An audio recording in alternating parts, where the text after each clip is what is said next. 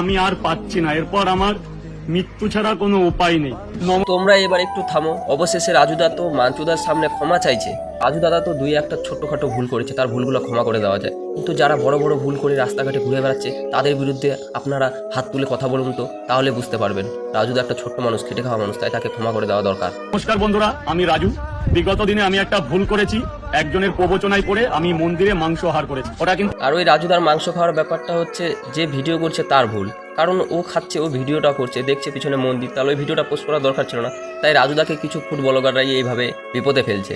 এত অন্যায় করেছি যার ক্ষমা হয় না, তবুও আপনারা আমাকে ক্ষমা করে দিন। এবং প্রত্যেক গুরুজির কাছে এবং প্রত্যেক সনাতনী ভাইদের কাছে আমি করজোড় করে মাথা নত করে ক্ষমা প্রার্থী।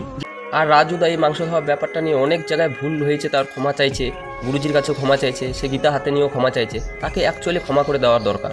ক্ষমা করে দিন। আমার একটা পরিবার আছে, আমার বৃদ্ধ মা বাবা আছে, আমার ওয়াইফ আছে। আমি আজকে এমন অবস্থায় আছি যে আমি ঘরবন্দি এবং লজ্জায় আমার এতটা লজ্জিত যে আমি বাইরে বেরোতে পারছি না। এবং আর রাজুদাকে তোমরা তো অনেকেই অপমান করলে, কি না করলে, রাজুদাকে অবশেষে মার দিলে, তার বাড়িতে গিয়ে হামলা করলে, তার দোকান বন্ধ করে দিলে। আরে ভাই, এখন তো একটু দাঁড়াও, তাকে দোকানটা খুলতে দাও, কারণ ওরও EMI আছে, ঘর সংসার আছে, বউ বাচ্চা আছে, বুড়ো মা বাবা আছে, তাদের দিকে কথা ভেবে একটু আপনারাও একটু বিবেচনা করে তার দোকানটা অন্তত খুলতে দিন।